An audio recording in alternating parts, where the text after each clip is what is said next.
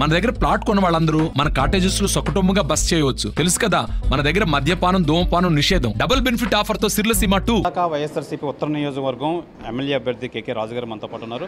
రాజు గారు చెప్పండి, ఎన్నికలు ఆసన్నం అయ్యాయి, ఏ విధంగా వెళ్తున్నారు ముందుకి?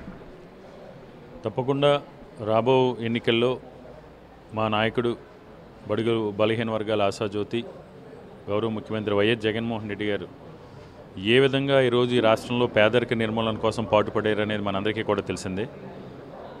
మన దేశానికి స్వాతంత్రం వచ్చి 75 సంవత్సరాలు అవుతున్న గతంలో ఏ నాయకుడు కూడా పేదరికాన్ని నిర్మూలించాలంటే ఎక్కడ మూలాలు దాగున్నాయి, ఏ విధంగా పేదరికాన్ని నిర్మూలించాలని కనీసం ఆలోచన కూడా చేసిన పాపాన పోలేదు.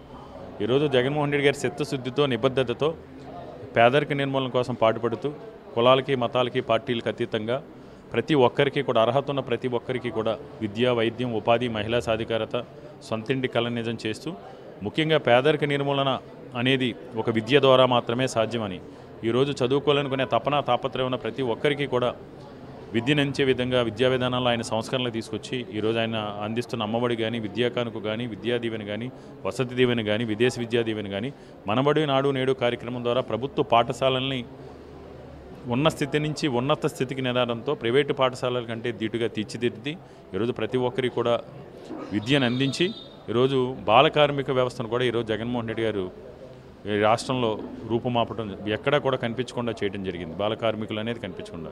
రెండోది, ప్రభుత్వాల యొక్క ప్రధాన కర్తవ్యం, ప్రభుత్వాల యొక్క బాధ్యత ప్రజలకి ఆరోగ్య భద్రత కల్పించి ఆరోగ్య రక్షణ కల్పించాల్సిన బాధ్యత ప్రభుత్వాలపైనే ఉంది.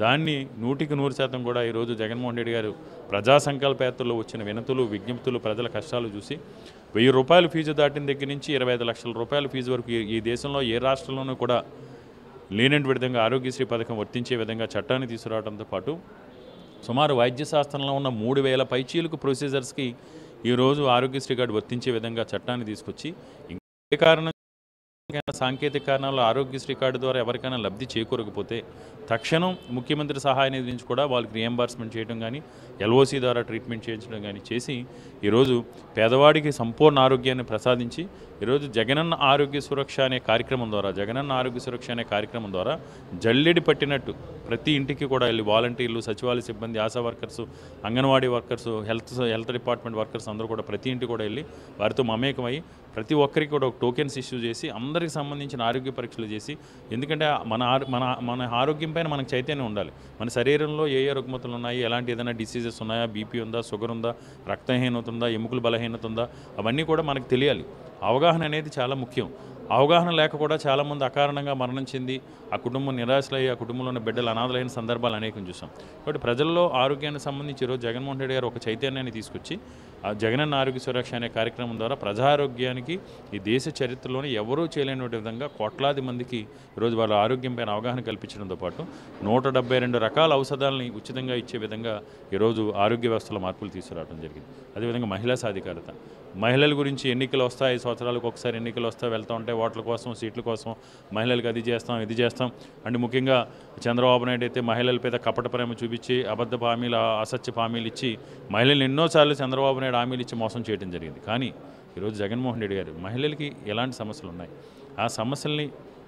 ఆ సమస్యకి శాశ్వతంగా మనం ఏ విధంగా పరిష్కారం చూపించాలని ఆలోచన చేసి ఆయన తీసుకొచ్చిన తోడు కానీ, చేదోడు కానీ, చేయుత కానీ, అదేవిధంగా డ్వాక్రా రుణమాఫీకి సంబంధించి చెప్పిన మాటే కట్టుబడి చెప్పిన దానికంటే మిన్నగా చెప్పిన సమయానికంటే కూడా ముందుగా ఈరోజు వైఎస్ఆర్ ఆసరా పథకం ద్వారా సుమారు 25,156 కోట్ల రూపాయల నిధుల్ని డ్వాక్రా అక్క చెల్లెముల రుణమాఫీకి వెచ్చించి ఈరోజు ఆ కుటుంబాల్లో, మహిళల కుటుంబాల్లో ఆనందాలని నింపి మహిళల ఆత్మగౌరవాన్ని జగన్మోహన్ రెడ్డి గారు కాపాడటం జరిగింది. అదేవిధంగా పెట్టుబడులకు సంబంధించి కూడా ఈరోజు మనకున్న తీర ప్రాంతాన్ని వినియోగించుకుని బ్లూ ఎకానమీని సృష్టించి తీసుకొచ్చే విధంగా ఈరోజు జగన్మోహన్ రెడ్డి గారు ప్రతి 150 కిలోమీటర్లకు ఒక పోర్టు, ప్రతి 50 కిలోమీటర్లకు ఒక ఫిషింగ్ హార్బర్, కారిడార్కి అనుసంధానంగా 23,500 ఎకరాలు భూసేకరణ చేసి పెట్టుబడులు కూడా స్థిరత్వం ఉండే విధంగా ఈ రాష్ట్రానికి దీర్ఘకాలిక ప్రయోజనాల్లో ఈరోజు జగన్మోహన్ రెడ్డి గారు పెట్టుబడులు కూడా తీసుకురావడం జరిగింది. ఎందుకంటే ఈరోజు ప్రజలందరూ కూడా చర్చించుకున్నారు, చంద్రబాబు నాయుడు దొంగ ఎంఓయూలు, ఏదో తప్పుడు ఒప్పందాలు, కాలేజ్ స్టూడెంట్స్కి, గీతం స్టూడెంట్స్కి ఇలాంటి సూటు బూటు వేసి ఒప్పందాలు చేసుకుని ఆ ఒప్పందాలతో బ్యాంక్ అప్రూవల్ చేయించుకుని బ్యాంకులు లూటీ చేసిన చరిత్ర వాళ్ళదైతే ఈరోజు జగన్మోహన్ రెడ్డి గారికి ఒక పేరు వచ్చింది రాష్ట్ర వ్యాప్తంగా. జగన్మోహన్ రెడ్డి గారి కనుక ఒక ఎంఓయూ చేసుకుంటే అది అమలై తీరాల్సిందే. ఒక ఫ్యాక్టరీకి కానీ లేకపోతే ఒక పెట్టుబడికి కానీ ఒక్కసారి ఆయన కొబ్బరికాయ అంటూ కొడితే అది 100% కూడా అది కన్స్ట్రక్షన్ అయి తీరాల్సిందే అనే విధంగా ఈరోజు జగన్మోహన్ రెడ్డి గారు పేరు తెచ్చుకున్నారు. ఎందుకంటే ఓరవకల్లు గ్రీన్ కో ప్లాంట్ చూడొచ్చు, సుమారు 2 సంవత్సరాలు అవుతుంది. అది ఎంత వేగంగా పూర్తయిందో. నేను ఆ రోజు ఆ శంకుస్థాపన కార్యక్రమంలో నేను కూడా పాల్గొనడం జరిగింది. ఈరోజు భోగాపురం ఎయిర్పోర్ట్ కావచ్చు, మూలపాడు పోర్టు కావచ్చు, భావనపాడు పోర్టు కావచ్చు, మా నియోజకవర్గంలో చిన్న ఆర్బిట్ మాల్ కావచ్చు. ఆ రోజు లూలు మాల్ పేరు చెప్పి లూటీ చేసే ప్రయత్నం చంద్రబాబు నాయుడు చేస్తే ఈరోజు ఎంత శరవేగంగా అభివృద్ధి చెందుతోంది. ఇనార్బిట్ మాల్ చూసాం, ఆగస్టు 1వ తారీఖున శంకుస్థాపన చేశారు. 8 months కూడా పూర్తి కాలేదు. కానీ ఈరోజు ఇనార్బిట్ మాల్ ఇంకా రాబో 10-12 నెలల్లో ఇనాగ్రేషన్ స్టేజ్కి వచ్చింది. అదేవిధంగా ఏఎంసీ మాల్ కావచ్చు, ఇన్ఫోసిస్, అదాని డేటా సెంటర్, ఇవన్నీ కూడా పెట్టుబడులు తీసుకొచ్చి భవిష్యత్తులో ఈ రాష్ట్రంలో ఉన్న యువత అందరికీ కూడా ఉపాధి ఉద్యోగ అవకాశాలు కల్పించడం కోసం ఆయన ఎనలేని కృషి చేస్తున్నారు. కానీ మనకేంటంటే దురదృష్టవశాత్తు కరోనా వల్ల ఒక 23 నెలలు పూర్తిగా 4.5 సంవత్సరాల కాలంలో 23 నెలల కరోనా వల్ల ఇబ్బంది పడ్డాం. దాన్ని కూడా మనందరం కూడా ఈరోజు ప్రజలందరికీ విజ్ఞులు ప్రజలందరూ కూడా.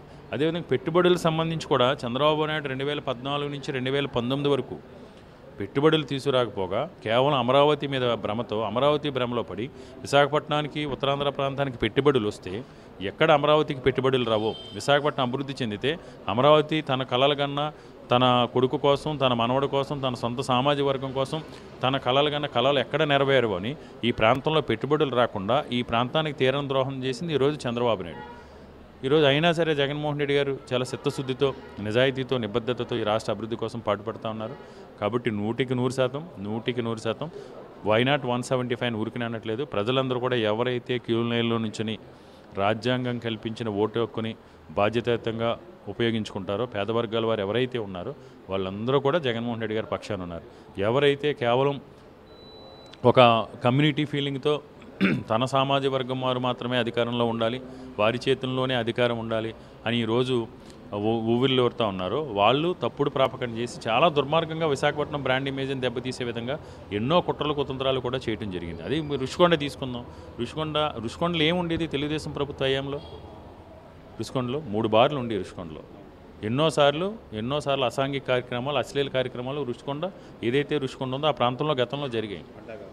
అదే రుషికొండ అడ్డాగా తెలుగుదేశం ప్రభుత్వ హయాంలో ఒక రేవ్ పార్టీ జరిగింది. తెలుగుదేశం ప్రభుత్వ హయాంలో 2014-19 మధ్యలో రుషికొండ కొండ మీద ఒక రేవ్ పార్టీ జరిగింది. ఈరోజు రుషికొండ కోసం మాట్లాడాలంటే సిగ్గు చెర ఉండాలి. రుషికొండ కోసం మాట్లాడేటప్పుడు గతంలో ఏం జరిగింది ప్రజలు ఏం మర్చిపోరు కదా.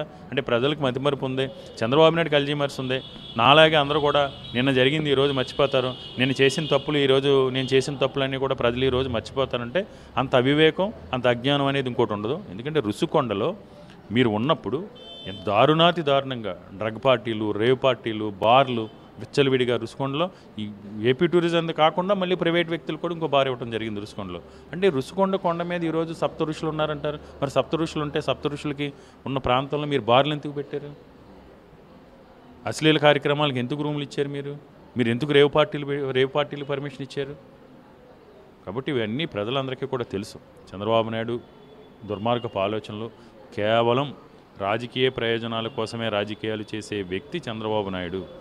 ప్రజలు మనకు ఒక అవకాశం కల్పిస్తే అవకాశాన్ని సద్వినియోగం చేసుకుని ప్రజల గుండెల్లో చిరస్థాయిగా నిలిచిపోయే విధంగా ఉన్న అవకాశాలన్నింటినీ కూడా సద్వినియోగం చేసుకుని ప్రజలకు మేలు చేయాలి, ప్రజలకు మంచి చేయాలి, పేదరిక నిర్మూలన చేయాలి, పేదవాడి ఆరోగ్యానికి భద్రత కల్పించాలని ఆలోచన చేసి చిత్తశుద్ధితో, నిజాయితీతో సుపరిపాలన అందిస్తుంది జగన్మోహన్ రెడ్డి గారు. సార్, ఎన్నికలు అలాగే పొత్తుల కోసం మాట్లాడితే వాళ్ళు ముగ్గురు వస్తున్నారు ఏకదాటిగా, ఏమంటారు? మీరేం చెప్తారు? తప్పకుండా ప్రజలందరూ కూడా తెలుసు. 2014 కూడా ఇదే 3 పార్టీలు కలిసి పొత్తుల్లో వచ్చారు. అప్పుడు ఏం వాగ్దానాలు ఇచ్చారు, ఏమి ఇచ్చారో మనకు తెలుసు. ఆవిడ ఏ విధంగా మోసం చేశారో కూడా తెలుసు. ప్రత్యేకవాద విషయంలో కానీ, రైల్వే జోన్ విషయంలో కానీ, స్టీల్ ప్లాంట్ విషయంలో కానీ, పోర్టు విషయంలో కానీ, షిప్ యార్డ్ విషయంలో కానీ ఈరోజు అదేవిధంగా మా దగ్గర కూడా మేము అదే చెప్తున్నాం. ప్రజలందరూ కూడా బీజేపీకి, ఎన్డీఏకి తగిన గుణపాఠం చెప్పాలి. మళ్ళీ మోసగించే ప్రయత్నం చేస్తున్నారు. ప్రత్యేకవాద విషయంలో కానీ, ప్రభుత్వ రంగ సంస్థల ప్రైవేటీకరణ విషయంలో కానీ చెంపపెట్టుల సమాధానం వాళ్ళకి తీర్పివ్వబోతున్నారు. సార్, ఫైనల్గా మీ అధినాయకుడు వై నాట్ 175, ఆ వై నాట్ 175 ఏ విధంగా రీచ్ అవుతారు? తప్పకుండా ఇందాక చెప్పినట్టు శాచ్యురేషన్ మోడ్లో, శాచ్యురేషన్ పద్ధతిలో అర్హత ఉన్న చిట్ట చివరి లబ్ధిదారు వరకు కూడా కులాలకి, మతాలకి, పార్టీలకు అతీతంగా సంక్షేమం అందించాం. వాళ్ళు పథకాలు అర్హత ఉన్న వాళ్ళు తెలుగుదేశం పార్టీయా, జనసేన పార్టీయా, బీజేపీ పార్టీయా, మనకు ఓటు వేసారా వెయ్యలేదా, మన పక్క పార్టీకి సంబంధించిన మన వర్గమా కాదా, మన కులమా కాదా అని ఎక్కడ ఆలోచించలేదు. అర్హతనే ప్రమాణకంగా తీసుకుని నిజాయితీగా నిష్పక్షపాతంగా ఈరోజు ప్రజలందరికీ కూడా మేలు చేశాం. అందుకని ప్రజలందరూ కూడా ఈరోజు ఏకపక్షంగా నిష్పక్షపాతంగా సేవ చేసాం కాబట్టి ప్రజలందరూ కూడా ఏకపక్షంగా వైఎస్ఆర్ కాంగ్రెస్ పార్టీకి మేలు చేసి జగన్మోహన్ రెడ్డి గారు వైపు ఉన్నారు.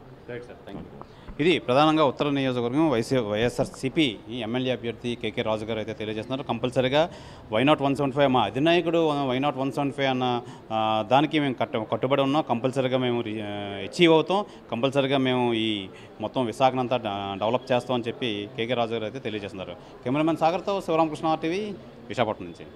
మరిన్ని వీడియోస్ కోసం ఛానల్ ని సబ్స్క్రైబ్ చేయండి. లేటెస్ట్ అప్డేట్స్ కోసం వాట్సాప్ ఛానల్ ని ఫాలో చేయండి. అండ్ లింక్ డిస్క్రిప్షన్ లో ఉంది.